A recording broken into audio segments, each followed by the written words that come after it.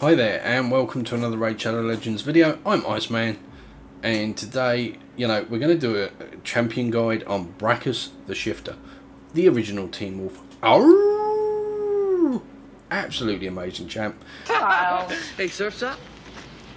Yeah, look man, we got some fine new wheels, we got some good tunes, and a total disregard for public safety.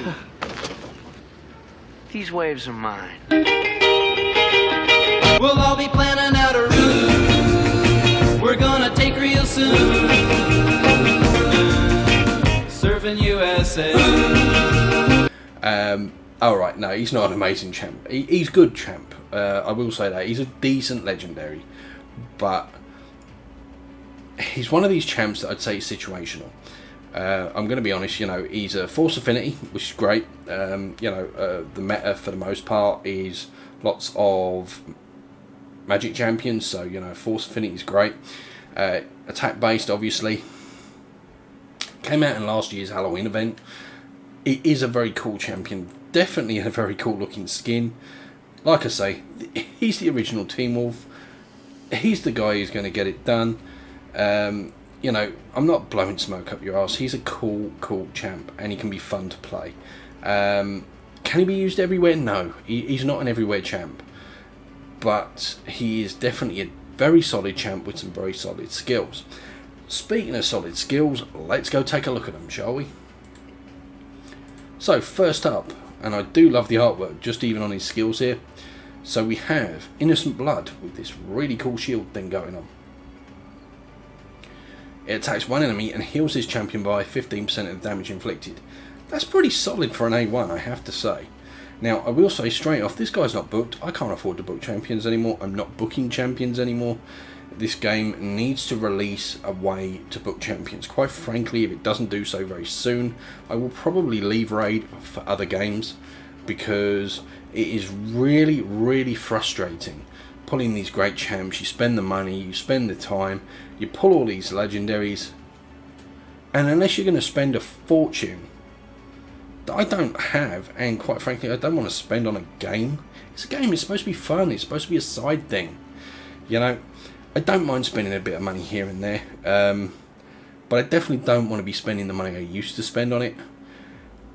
And to book these champs, you have to spend a fortune, an absolute fortune. Now, this is one of the oldish champions. I mean, not that old, I suppose. About a year and a half, let's say. Let's take a look at his books quickly before we take a look at the rest of his skills. So here we've got 1, 2, 3, 4. Alright. You don't need these are purely damage, but on a damage-based champion, it's kind of needed. Then we've got another 6, so that's 10. Another 4, that's 14. And another 2. This is 16 books, 16 legendary books. And this is actually on an older character, when at a time when they used to kind of be a little bit more under control on this stuff. These days it's getting even worse. But 16 legendary books at an average of around £30 a book. That's what they price these things at if you go to look and you want to buy them. Even if you get the really good value packs and you get a few at a time and stuff, you're still talking stupid amounts of money to book these guys. You're still talking a couple of £100 to book this guy out. Or at least 6 months of saving every legendary book you've gotten to spend on this guy and this guy only. That's not counting the fusions you will get in the meantime. It's not counting the champions you will pull in the meantime. It's no way to set up a game. It's no way to plan for the longevity of a game. People are going to leave over this. I'm getting ready to leave over this. It is pointless. It's stupid. Other games aren't quite this bad. They have better systems where you can book out champions, where you can get free skill ups. And if you want to skill them up a bit quicker or a bit surer, then you pay. But there should always be a way to do it in a reasonable time frame for either a low amount of money or for free. At least a low amount of money. I mean, you don't want to be spending your kids' college fund for this stuff. It's ridiculous. So I'm no longer booking champs, and if I'm going to do any guides on champs, they're going to probably be guides on champs that are unbooked. I will say that straight off. Plarium, I hope you're watching, I hope you're paying attention. I don't want to end up leaving this game, but with the way things stand at the moment, I'm very close to it, quite frankly. Anyway, let's move on. Slight rant aside, his A2 Full Moon Rampage. I mean, again, I love the aesthetic for the ability itself, this cool lightning sheathed claw. Very wolf-like, very cool. The name is absolutely amazing. So the ability reads, attacks one enemy 6 times. The first hit has a 75%, I will say 100% chance when booked, chance of placing a weakened debuff for 3 turns. But it's the first hit. But again, you're only attacking one enemy, so that's not really a massive deal. And when booked, it's 100% chance. Heals his champion by 25% of the damage inflicted. And obviously, with 6 hits, this can be a big hitter. And you can see the places this is going to be used for. I mean, 6 hits, it's amazing. Heals this champion by 50% of the damage inflicted instead if the target's under a fear or a true fear debuff, which he does actually place. But the handy and cool thing here that they've not done is they've not said he has to place those. So again, if you team him with champions that place fear and true fear, he's going to heal himself more, and that is really solid, really cool. I like that. So the damage can be booked up to 100%, and you can also bring this down from a 5-turn to a 3-turn cooldown, which is great. And at a 3-turn cooldown, it is a really solid ability. At a 5-turn cooldown, he's a good champ, but he's not an amazing champ.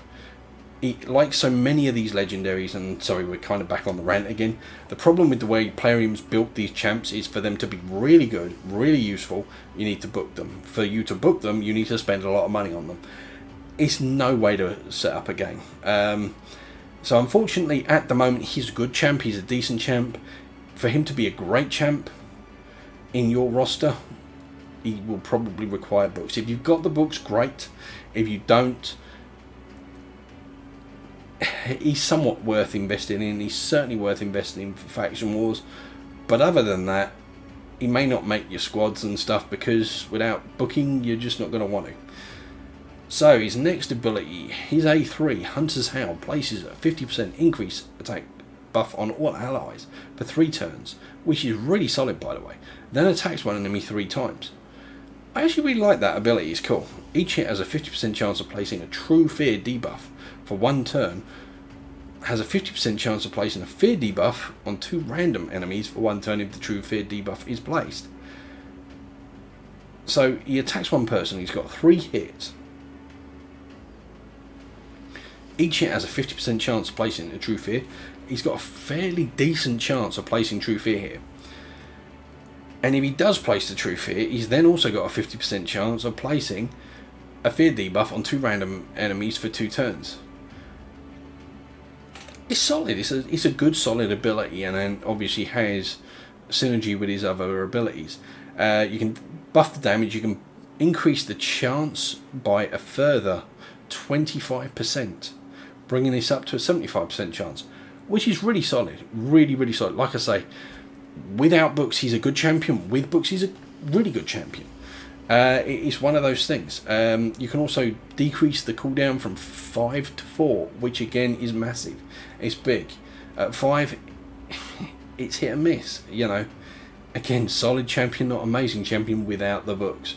Unfortunately, that is the truth for all legendaries. We're not going to mention that anymore, because it's just, you get where we're going with this.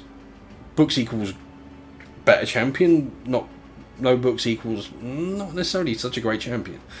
But we're going to do the best guide we can for this guy as he is now.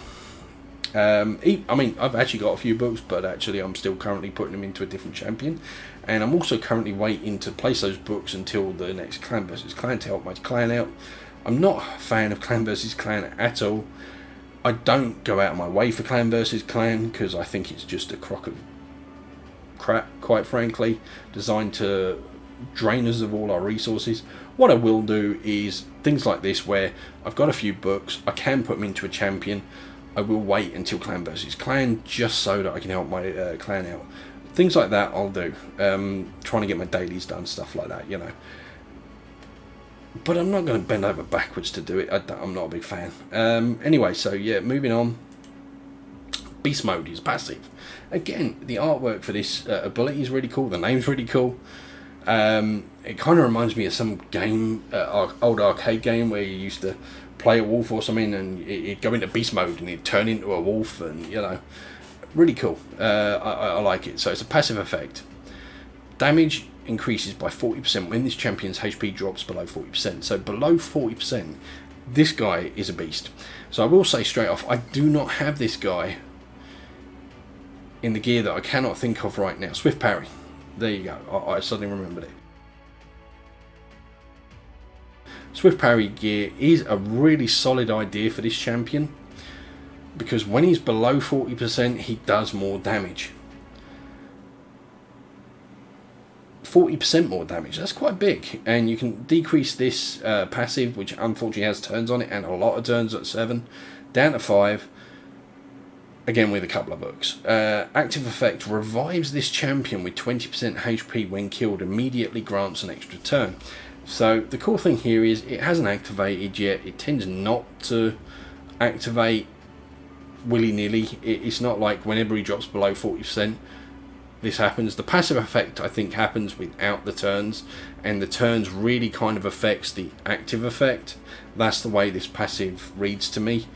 I can't prove this, I might be wrong, but I think that's the case, because obviously this is based on his 40%. This will still activate after that, whereas it would technically be on cooldown if it didn't. So I think the deal is this is active period, it's a passive effect that is in play. This on the other hand is kind of cool. You knock him down, he comes back, he goes wallop, wallop, wallop, wallop, and there's a good chance he's going to kill somebody because he hits hard. He's a decent hitting champion, a better hitting champion when you got more books in him, but you know. So yeah, artifact skills, artifacts masteries. We'll go take a look at his artifacts, shall we? So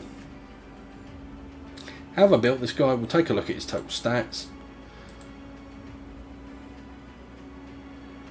Health points, 30k health, 37k health, it's actually pretty solid.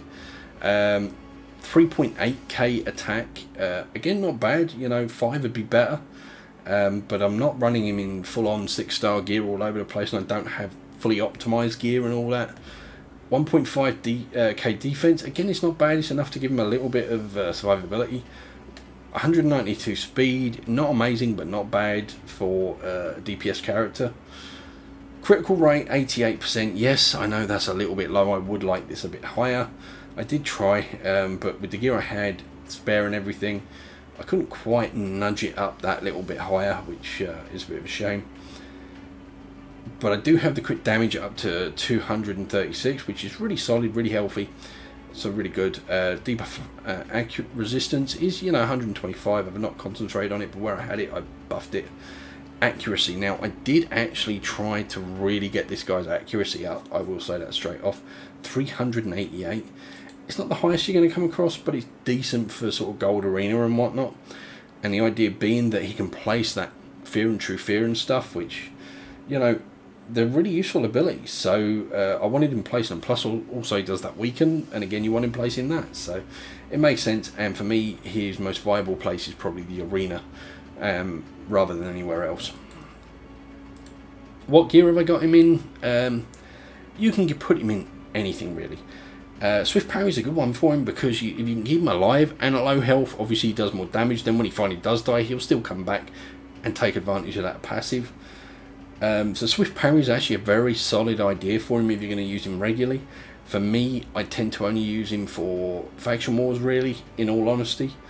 I have a solid arena team that I'm really happy with. I have force champions that I'm really happy with for when I need them in the arena. So he's not my go-to guy for the arena, but that is where I feel he is best for most people who don't have other champions to fulfill that role. And so obviously we've gone for accuracy with substats in speed where we could. Unfortunately this bit was badly rolled. My camera just messed up. I have no idea what was going on there. We've got a 3 roll in HP. It's a crappy piece of gear, but it's the best I had for him, so that's what I went with. Crit damage on the neck, attack on the rings. I've got him in a couple of pieces of perception set to get that speed up a little bit and the accuracy up that I really wanted up. We've got him in a speed set to again help with his speed, and then we've got him in a fatal set to again help with the crit rate and the attack. So, like I say, there's many ways you can build this guy, and I really don't know what's going on with my camera cutting out, and my internet's good, so really solid, quite frankly. I don't know why it's doing this. Do apologise. First video I've filmed in about a week, and it's just sod's law, I suppose. But yeah, so you know, he's in a couple of 6-star pieces. I've tried to keep him in low stuff for the most part, as I do.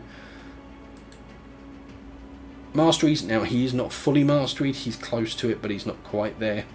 But we're going to take a look at his masteries anyway, and we're going to pick me up, and we're going to move me over here to the middle so that at least I'm out of your way and you can see what's going on. So what I have done, we're going to start off on the side that I've not done too much. The support tree, we've gone for accuracy into more accuracy, and into law master, law of steel, whatever. Try and get him those extra stats from the speed, from bits where we could. Other than that, he's an attack monster, he's a beast, he's a hitter, he's somebody you want hitting hard. So, no shit, we went for offense. Offense. Offense sounds like I'm giving somebody offense. Sticking the finger up at them, being rude to them, swearing at them, you know, doing stuff like that.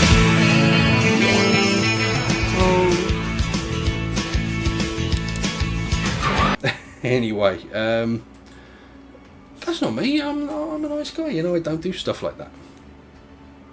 Or do I? No, I really don't. So yeah, obviously we've gone for like crit rate, crit damage. Now because he already does more damage when he's attacking with 50% H or 40% HP or less in his case, I've actually gone for inflicts another 5% when attacking with 50% HP or less. He's not that survival a champ, so there's a good chance you can get him lower. I may look at actually moving him into a swift barrier at some point. I think it's a good way to go with him, quite frankly. We've gone for Whirlwind of Death, increases speed when he kills people. We've gone for the damage for the first hit on enemies, of course. Basically, we've gone all the way down here, taking all the damage boosts, right down the flawless execution, gives him an extra 20% crit damage. We could have gone for the one where you mitigate for Helm Smasher, and I'm always kind of like, I don't know which one I should go for, but at least with flawless execution you know what you're going to get. It's a solid value, it's there every time, there's no hit and miss to it, there's no variability to it, RNG, whatever you want to call it. It's there, it's taken effect, and I kind of prefer that in a way, to be honest. I tried moving away from it with a few characters, and I maybe shouldn't have done, to be honest. I think in most cases it's just the better way to go. So before I forget, let's move me back over here so I'm out of the way. That's his artifact skills and masteries in a nutshell. So let's take him into some content, shall we? Dungeons. Obviously any of the keeps he's going to be good at, like Mentor's Labyrinth he's going to be fine in. Ice Golem, again on the right stage, actually, you know, he's not going to be bad. If you need DPS, he can do DPS. He brings that little bit of true fear and stuff. He is mostly single target, which is not something I'm a huge fan of personally, but if you're lacking in DPS, he can certainly help you there on the right stages. Spider, to be honest, it doesn't really bring anything for Spider, because obviously the weaken maybe is about it. The fear, true fear don't really do a thing. He's all single target. He's not gonna, I just don't see it personally. Dragon's Lair, again on the right dungeon, he can do what's required, do some DPS, hurt some people, help you out there, but he's not going to be my choice for a go-to. Fire Knight's Castle is probably his best one, and we'll go into that now. So here we go, Fire Knight. We're giving him a try, we'll see how he does, and let's hope it goes well. In theory it should. He's got 3 multi-hitters, triple hitters, 6 hitters. You know, this guy can really hit, so he's going to really help with the shield. Now, I have replaced Sissia Flametongue for him, and quite frankly I think she's better, because obviously she brings the HP burn and all the rest of it, and she also does multiple hits and everything. But we'll see how we go on timing. You know, at the end of the day, he may not be quite as good as this year, but I think he is still a very solid champ for this.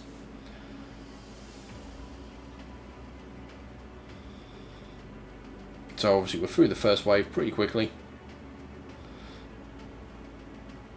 Now, yes, we are on level 20 here. I'm not even trying to push 25 at the moment on Fire Knight. I just can't be bothered with it, to be honest.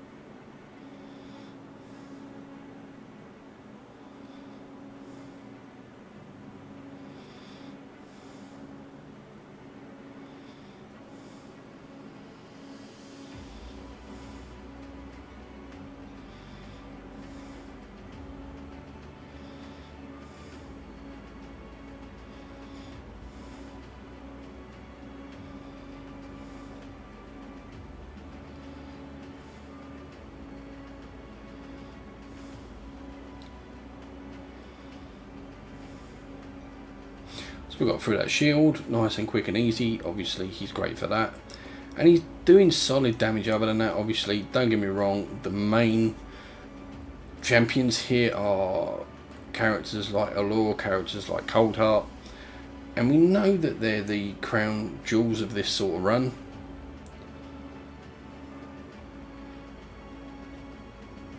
But there you go, 2 minutes 47. It's not my fastest time, but it's certainly not my slowest. It's a good solid time. Did we get a decent bit of kit? Not really. And as you saw with Fire Knight's Castle, you know, he does well. He takes down the shield. He helps with the DPS, although he's still not the strongest DPS. As you saw, Xavier actually out DPS'd him, so, you know, he's good, but he's not amazing for dungeons. Obviously, Doom Tower, again, he can help, but he's all single target, so certain bosses where you want single target, he could maybe be really solid for you. Wave clearing, again, doable, but he's not the best for it. Faction Wars, obviously he's going to be great. There's not too many legendaries in that faction. Do we have them up today? No, we don't. But, you know, there's not a great many legendaries for that faction. I actually literally don't have any other than him. So he is in my Faction Wars team. And he's good in my Faction Wars team. I actually need other characters that I need to build up first to do better in my Faction Wars team on Skinwalkers, to be honest. But he's a good, solid addition for it. And he'll definitely see you proud. Now, obviously, the next place, and probably his best place, is the arena. This is where I see him played most. This is where I see his value most. Now, obviously, he's going to be a bit weaker against Martial Art, but he's still going to be equal against Abyss. We do not have a decreased defense champion in this team. You can see that. What we do have is heaps of control and some good survivability.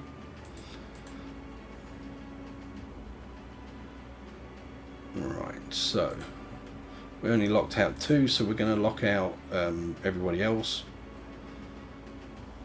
And let's try and take down the Reviver a little bit. So let's increase... Oh, actually, we've already got increased attack, actually. So, actually, we're going to go for the 6 hit to see what damage we can do to Sifi, try and take her out. And, you know, he doesn't fully manage it, but he does a lot of damage there, which is solid.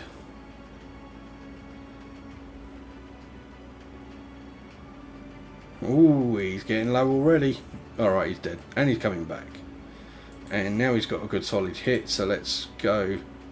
And oof, look at that, he just walloped Sifi there. That A3 actually hits really hard. Doesn't hit as many times as the A2, but it hits really hard. Let's take off these stacks to weaken them a little bit. Let's try and give us a bit more survivability again. We'll try and take out Arbiter because obviously we just don't want them reviving. Now he's down for good for the moment, but obviously we can pick him back up, which is what we'll do. They'll keep going for him because he's kind of the weaker one there anyway, which just means we've got more chance to get down Arbiter before she picks Sifi up, which we do not want. Now we're all feared, true feared. That's really annoying, and he's down again. This is where he's not great, and this is why I don't entirely love him.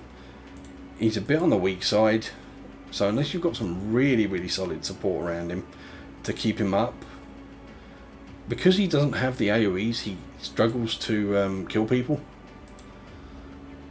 I mean, obviously martial arts are a pain in the backside anyway, but at least we've got their reviver down, so we've only got their 2 against our 4.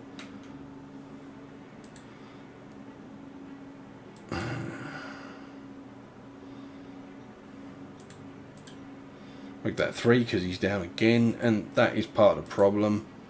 You need to build him for attack because he's an attack based champ, and you can't really build him for much survivability, but he just falls over like a wet noodle when he's it. He's kind of like, look at me, dead.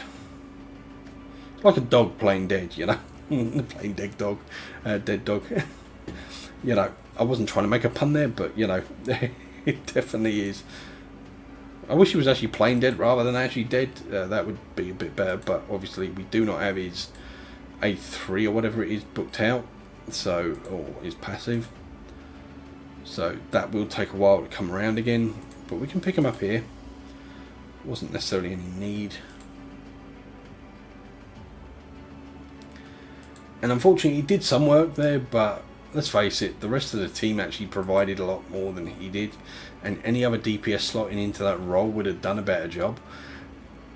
Which is why I say he's good, but he's not amazing, especially without the books. With the books he'd definitely be a lot better, don't get me wrong, hands down. We'll put in Madame Ceres for the decreased defense.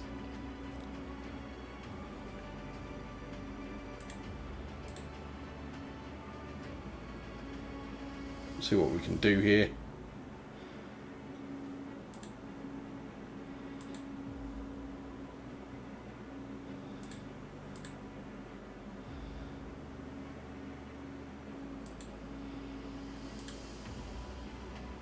So we one-shot Arbiter, absolutely brilliant. That's what you want to see, and that's definitely the right target to have picked there. We'll try and do something with Sylar here.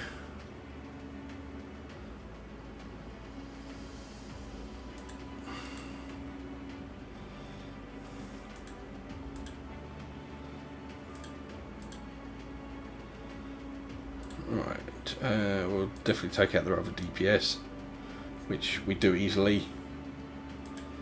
It's kind of the perfect team for him to face, you know. We've got the speed leads and everything keeping out, and plus the decreased defense helps, and he just does really solid in a team like this. It doesn't mean he's always going to. So you know what, quite frankly, we're going to leave it there. We've done a couple of battles. I will say straight off, I took one battle out, we lost. Can I show you them? No, they were in the previous. We've changed up players since, but basically it was a team with like Trunda, Necrit, Arbiter, and somebody else, but I can't remember. Oh, Kaimar. And quite frankly, A, I probably picked the wrong people, and B, I should have maybe put in a decreased defense, put in somebody like Madame Ceres to strip and decrease their defense, and it probably would have worked out a lot better. Instead I went for Warlord, and like I did with that first match, and it probably wasn't the best option, to be honest. And then I was targeting the wrong people, and not accounting for their skills and their passives and what was going on. So we did lose, I'll say that straight out, and that was as much down to me as it was down to the champion. Would he be a better champion? By far, with all the books, definitely, hands down. And he is a really solid single target champion, and if you don't have one and you want one and you've pulled him, he's great. Don't get me wrong, I will pick somebody like Trunda, Foley, Abyss, Xavier, all these great AoE DPS champions hands down over him every time, because I prefer AoE champions. That's a personal thing. Not everyone's like that. And some people love to build teams around a single target damage dealer. And if what you want is a single target damage dealer, he is really solid for that. He is solid in various places in the game. He's definitely best for faction wars. He's really solid for Fire Knight, as I say, on the right affinity, stage 20, and I can't remember the other ones because, quite frankly, I've not even done up to 25 on Fire Knight. I've just not bothered. And he is really solid in those places, and he's really solid in the arena when you want to bring him in for those situations where you think that's going to work. Same for Doom Tower. Again, he can really do some good solid single target damage if that's what you want. But he's not an everywhere guy. It's just not what he is, you know. It's not necessarily what he's designed to be. It's not what every champion should be. So anyway, I hope you enjoyed this guide. I hope you got something out of it. I hope it taught you about the champion. And, you know, if you like my content, hit that thumbs up button. Hit that subscribe button. Ding that bell. You will get notified next time I release a video. And you can watch that one too. Hope you enjoyed watching this one. I'll catch you in the next video. Bye.